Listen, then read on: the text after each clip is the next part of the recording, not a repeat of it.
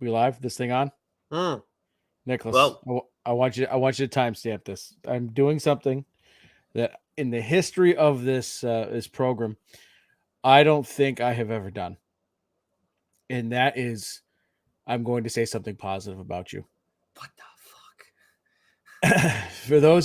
For those of you listening, watching, for the past few weeks, I've been giving Nicholas shit about his selfishness, about getting married and taking time away from the program to go to Hampton Beach for his honeymoon. Uh, but what I want to say, Nicholas, is that this past weekend, uh, outside of my own wedding, this was the best wedding I've ever been a part of. It Wow. was an absolute honor and treat to be a part of your wedding, to spend the time that I got to spend with your family, with Lauren's family, with your friends and the other groomsmen. It was really, really something special. The food was fucking excellent. I gotta say, the food was fucking excellent. Yeah. The dessert was excellent. I'm pissed. I didn't grab a donut. Donut was like the one thing I didn't get. Because by the time I couldn't put anything else in my body, I just couldn't fucking do it. Because Megan had me dancing, and everything was jiggling and jostling around. It was a fucking disaster, but it was delicious. It was a wonderful time, and I'm happy and I'm proud of you and for Lauren. And you guys are going to make a great team going forward. So, with that said, ladies and gentlemen, boys and girls, listeners of all ages, the DSG and the Geeks Worldwide Radio proudly presents to you the greatest. I mean, the greatest. The now two-time married, right? Yes. You got you're married. I'm married, right? It's official, right? Yes. Yeah. No more single men on this show. Sorry, ladies. Greatest podcasting team in the world. That went off the rails. He's the Fry Guy, Nick Fryer. I'm your friendly neighborhood backcracker. And together we are the TLDR Comic Book Club, baby. Nicholas, how you doing? Woo, man, I was not ready to start off the show with compliments. I mean, I was already feeling off balance because I got a ring on one side of my body. Now I don't even know what to fucking do. I'm like, I don't do it with my hands. I'm very confused. The first thing I did when Megan put the ring on is I patted my body to make sure that, I was wondering if people could still see me. But I didn't see the eye. I am still still here, so I'm not corrupt. But you do have your leave of Lorien though. I do. It's right here. It's next to me. See? There we go. There with the green screen, it's a little incognitus. Yes, but it's there right next to me. But I'm so glad you had a good time. I had an absolute blast. I could not have asked for a better wedding. It was in so many ways unexpected how well it ended up going. And there's a lot of fun stuff that happened in there. We could bog you guys down with probably a couple hours worth of a podcast on that, but we're not here to do that. We're here to talk comics. Joe's already summed it up perfectly. But on that note, Joe's bringing up how I am traveling to Hampton Beach, which is, of course, exactly where I'm going for my honeymoon. This is a good time to remind you all, please subscribe to the audio channels. When we come back, you can exclusively watch this in video. We understand why you'd want to see Joe rocking a Blue Jays hat week to week. It is a treat for me and everybody else and our friend of the show, Sheldon Buchert. Are you wearing the Blue Jays hat? Look at that. Could have been a Royals hat, folks. But I know Joe. So make sure. Or my Mariners hat or my Cubs hat. Oh, your Mariners hat is that blue. That's right. But subscribe to the audio channels. We're talking Apple, Spotify, Geeks Worldwide Radio, SoundCloud, Amazon, all the major platforms. There's a few others that I hear people talk. I see people watching us or listening to us on. I can't remember them all. Anyways, make sure you subscribe there. Tell a fellow nerd too, fellow comic book reader, because they're going to have a good time. We have Shime joining us next week. We have Rich Keefe of the #Dork Podcast joining us the week after. We're doing a little manga madness. We got a little DC Black Label tiering. And then the third week where we're going to be apart, we're still in the works on that one. I'll be back at that point. So maybe I'll be doing something. Maybe Joe will. Who knows? We'll see. But subscribe to the audio channel and you'll find out. It's the only way you're going to be able to hear us for the next few weeks. And in general, you should subscribe there anyways, because that's the only way you're going to ever hear our Fireside Chats. And obviously, we've had a lot over this past year, and we're not slowing down anytime soon, except for maybe this next month, the next 3 weeks. That's about the only time you can guarantee we're only going to get one episode a week from us. But enough about that, Joe. Let's actually get to the episode. We always start things off with catching up on the books that you or I didn't get to last week, or maybe we're just behind on in general. Personally, I was, as you mentioned, I was a little bit on the busier side this weekend, so I didn't get to catch up on much. I'll tell you what, On the day of my wedding, when I had to leave my room, I went down to the lobby and I was trying to read Death of the Venomverse issue 3, and I did read a couple pages, but I just had people constantly coming up to me and talking to them and stuff. So I didn't get to catch up on shit. But you got to catch up on some stuff, right? Fucking asshole, you said that. Also, by the way, now that the intro's over, I'm done being fucking nice to you. It's back, you know. I was uncomfortable, quite honestly. You went on too long with it. Yeah, I know. It was the fellatio hour. I only caught up on a couple books, but they were two bangers of books. Big Game issue 2. Holy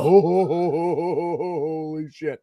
Better, even better than the first, right? That ending was nuts. Yeah, that was fucking wild, man. That was just nonstop. Like, what did that just fucking happen? No, get the fuck. Holy shit. What? What? It was that kind of so book, much. People. It's crazy. Absolutely wild. And then I read The Hunger in the Dusk issue 2. Loved the first issue. Second issue was just as good. That's written by G. Willow Wilson. So excellent stuff there. We have a couple of trades dropping this week, so we'll just get right into what's coming out this week, and that's all that we're doing this week, folks. It's just a what's new, because Nick is again selfishly taking off for several weeks. He's going to go to Hampton Beach and hit up the Ashworth by the Sea and hit some arcades and eat some fried dough and all that wonderful stuff. I'm not your other podcast partner, right? I just want to make that clear. Just don't go body surfing. Oh, poor bastard. My goodness. Oh, I know. Jesus. So from Image this week, for these are trade paperbacks now. We have the Nail Biter Compendium. So that is the whole kit and caboodle, baby. If you love horror, you're definitely going to want to check that out. From Marvel, we have Venom Volume 4. We have Red Goblin Volume 1, as well as She-Hulk from Mariko Tamaki and Dalabar Taliich. I've heard good things about that run, so I need to get this and check it out. Yeah. From DC, we have Nightwing Fear State, the trade paperback, which, considering Fear State wasn't the greatest, that was Nightwing stuff was always very good. And then we have Superman Kal-El Returns trade paperback. From Boom, we have House of Slaughter Volume 3. And then from IDW, we have The Complete Insufferable. That is a book by Mark Waid. So that is it for the major trades dropping this week. So we'll kick things off here officially with the floppies. And from Marvel, we have The Amazing Spider-Man issue 33. We have Moon Knight issue 26, Immortal X-Men issue 15, Fantastic Four issue 11, Star Wars issue 38, Scarlet Witch issue 8, Doctor Strange issue 7, Silk issue 5, Black Panther issue 4, Magneto issue 2, Dark Droids issue 2, Spider-Gwen annual issue 1, Silver Surfer Legacy. And then we have a book that you want to talk about with us, Nicholas, here. Ghost Rider Wolverine Weapons of Vengeance Omega issue 1.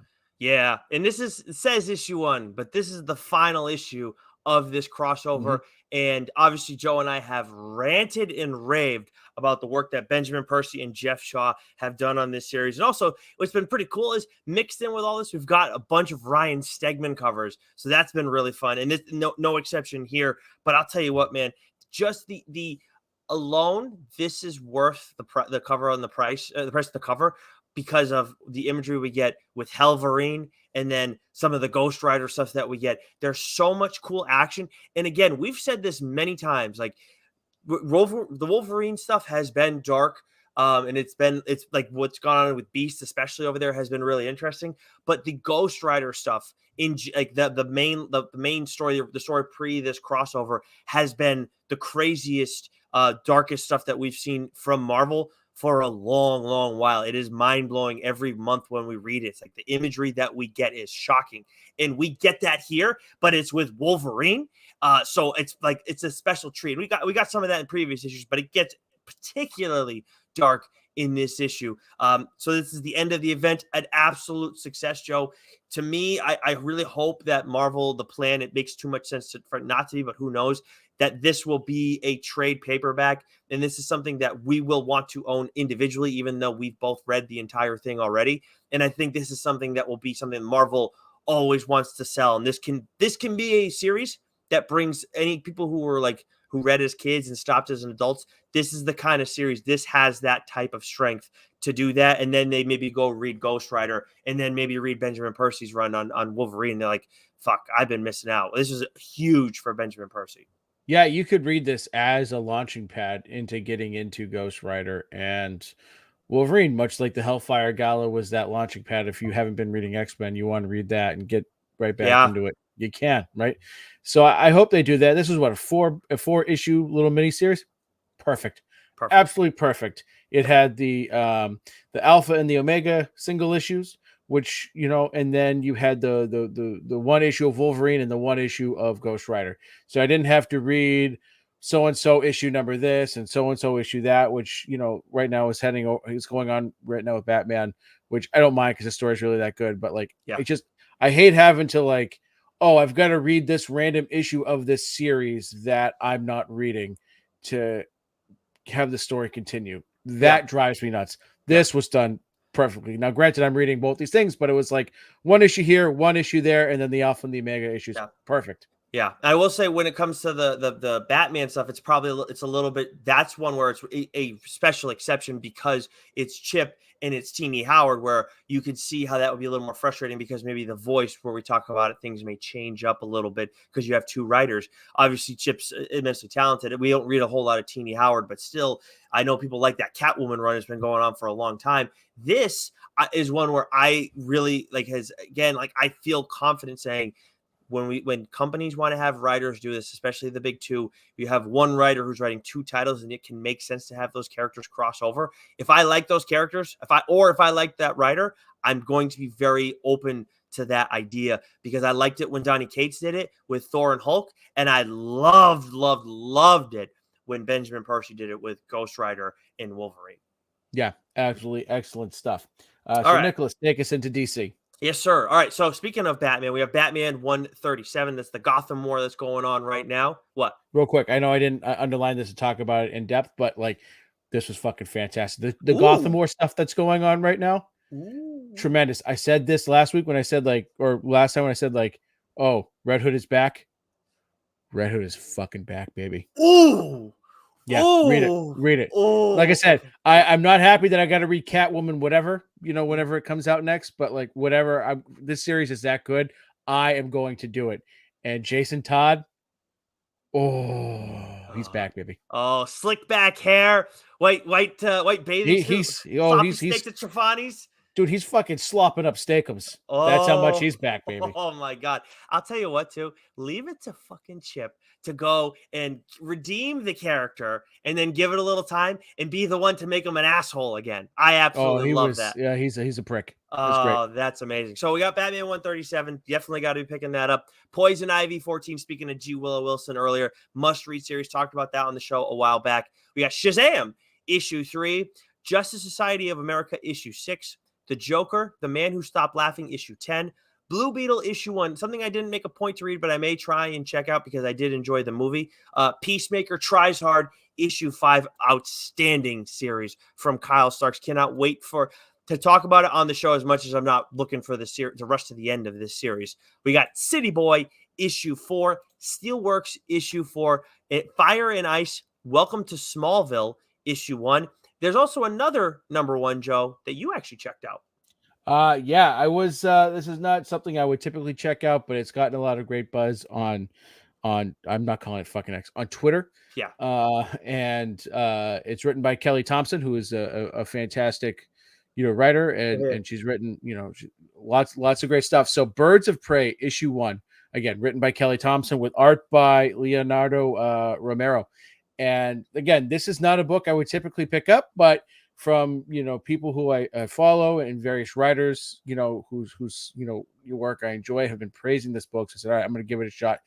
It was excellent. It's essentially the Black Canary. She's assembling a team, right? She's assembling the Birds of Prey, because she needs to. We don't know exactly what she needs to save or rescue her sister from, but that's sort of like, son of a bitch, I'm in. And so it's got this great heist feel to it. The writing is excellent, and the characters that have that we get here are excellent. And one thing I wanted to point out stood out to me was the art. So Leonardo Romero, not particularly familiar, with their work. And it had a very like 80s comic book vibe to it. Ooh, okay. Which is, it's not, it's like that 80s like Marvel style, which, again, I read as a kid, like I would say like late 80s, early 90s, oh, right before, okay.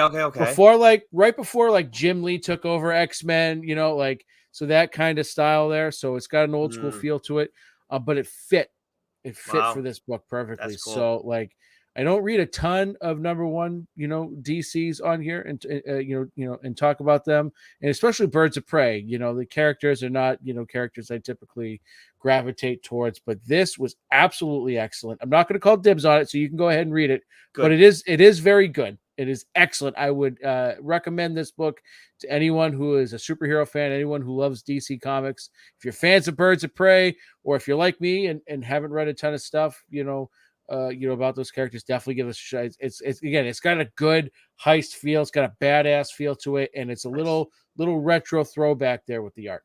Yeah, I was looking forward to checking this one out. It's definitely on my list. So I appreciate you not calling dibs, because Black Canary, always a character that I'm interested in. Zealot, I saw, is on this team, and there were Cassandra Cain. Cassandra Cain, that's who it was. Yep. Oh yeah, dude, Cassandra Cain, dude.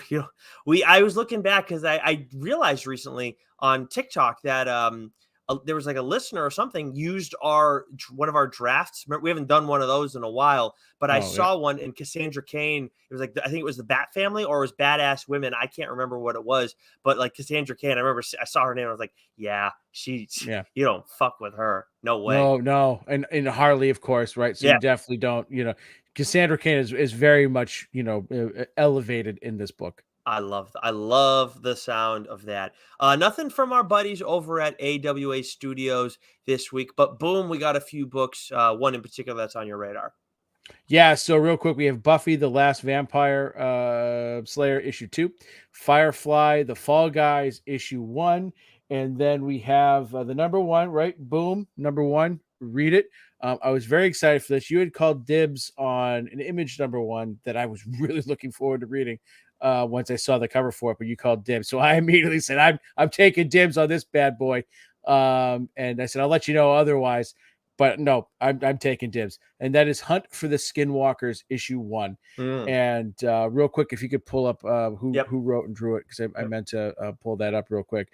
But I had read Blue Book by James Tynion, a little while back, and I didn't realize that it was based off of, real life events. It was an alien story, or an alien encounter story. And I didn't realize that it was sort of, based off actual events that had happened, especially in New Hampshire, right? And so the Hunt for the Skinwalkers is the same thing. It is a, this was a book that was written back in 2005 that, quote unquote,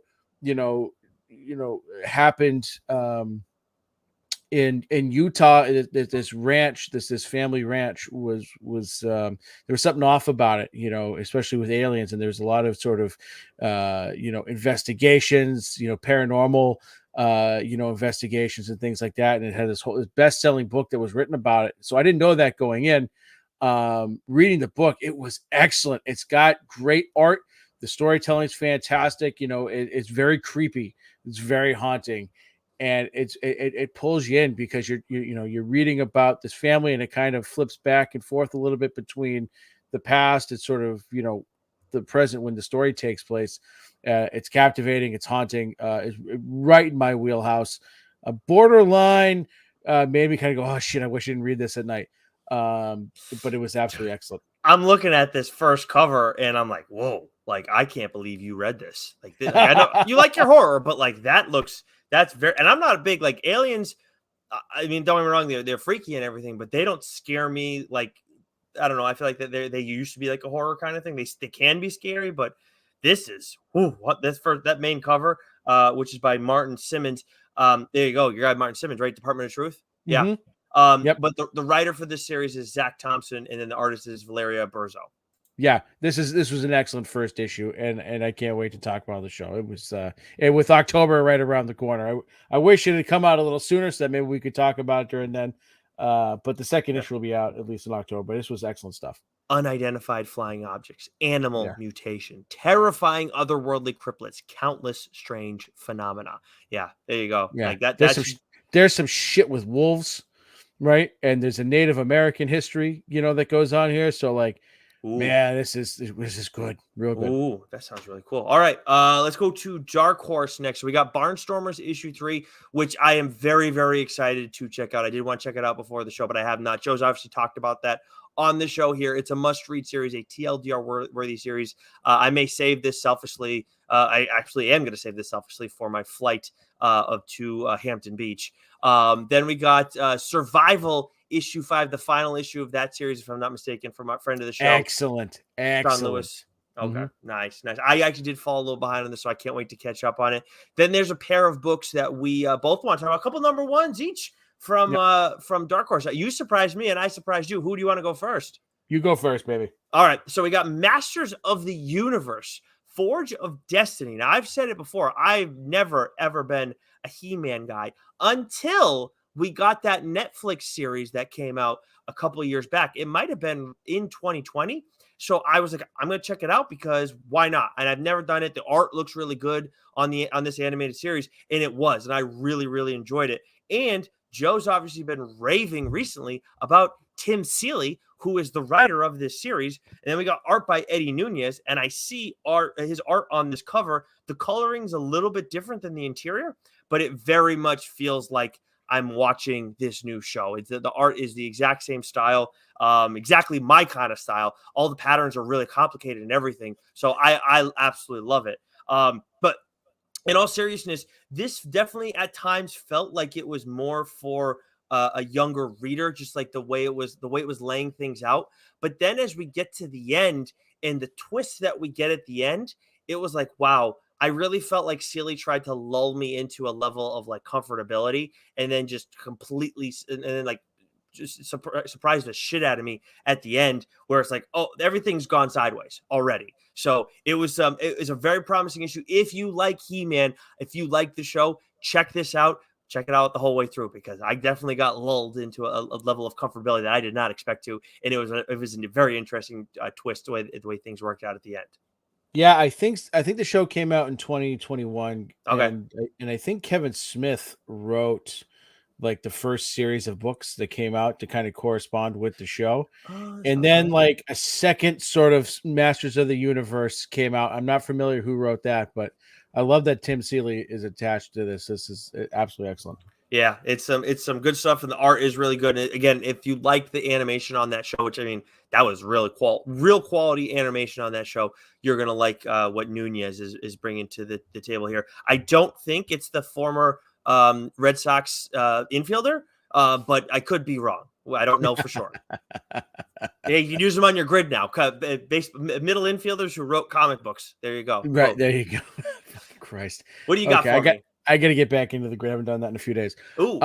So from Dark Horse, I also read a number 1, Tear Us Apart, issue 1. And I believe that this was written by actor Jay Baruchel, as well as Van Jensen, with art by Alessandro Micheli. And I got to tell you, the first thing that stands out in this is the art. The art is absolutely fantastic. It's a lot of it's sort of like dark and cooler shades and palettes. So there's a lot of blues, dark blues, purples, black and white kind of stuff, with just, it's not black and white, but it's just like there's not a lot of color except for when there's violence. And when there's violence, oh boy, it is absolutely tremendous. But this is sort of a story. I don't want to give too much away, but it revolves around sort of like this cult who is breeding these kids to be assassins. And two of them, I wouldn't say they don't quite fit the mold, but they break one of the cardinal rules and they sort of fall in love with each other. And so this cult leader says, they got to die. You got to go. You're not, and if anyone shows any weakness, right. And so they're a fucking vicious group. And so these two, I don't want to get too much into it, but it gets real heavy, real fast, real violent, real fast. You know, it ends like it does its job. Like by the end of it, like, yes, I want issue 2. So the art in this, again, there's a couple of artists I've been introduced to this week. That's the great thing about the show. Reading books you wouldn't typically read. That art style is completely different, but definitely fit the vibe of the book perfectly. And Alessandro Miceli's art, I'm gonna put a little star next to their name and pay attention, because I thought it was excellent art and the story was great.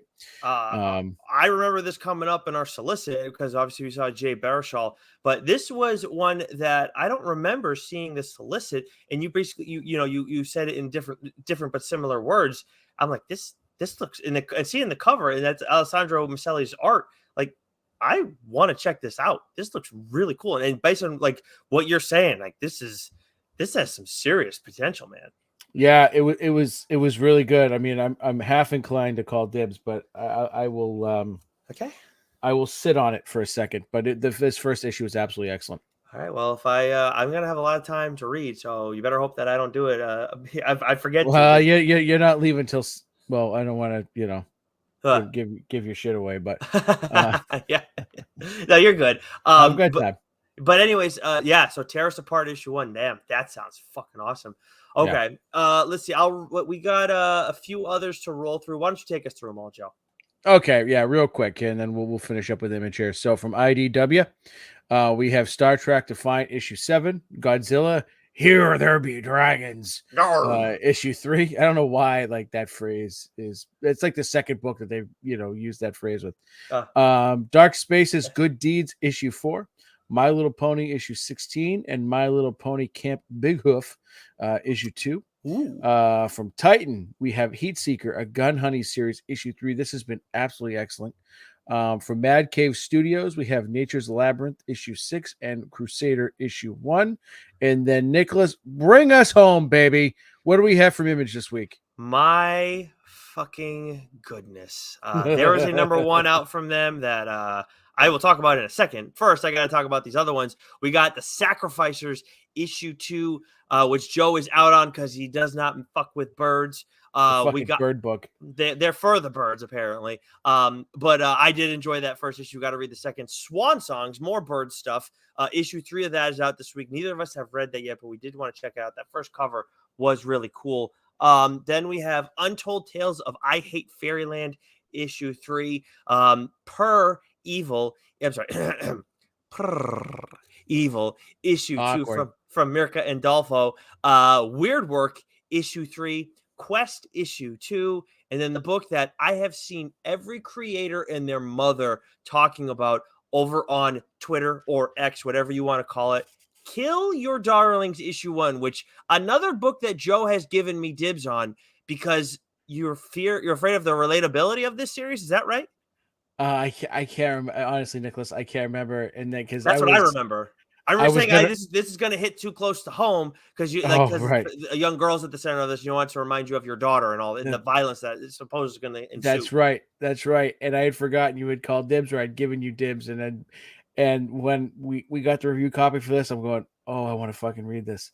And thankfully, because of the wedding, we didn't get the books downloaded until much later. So you had already read it and reminded me of said dibs before I had a chance to, because I totally would have read it. And I'm so pissed that I can't now because this thing looks fucking tremendous.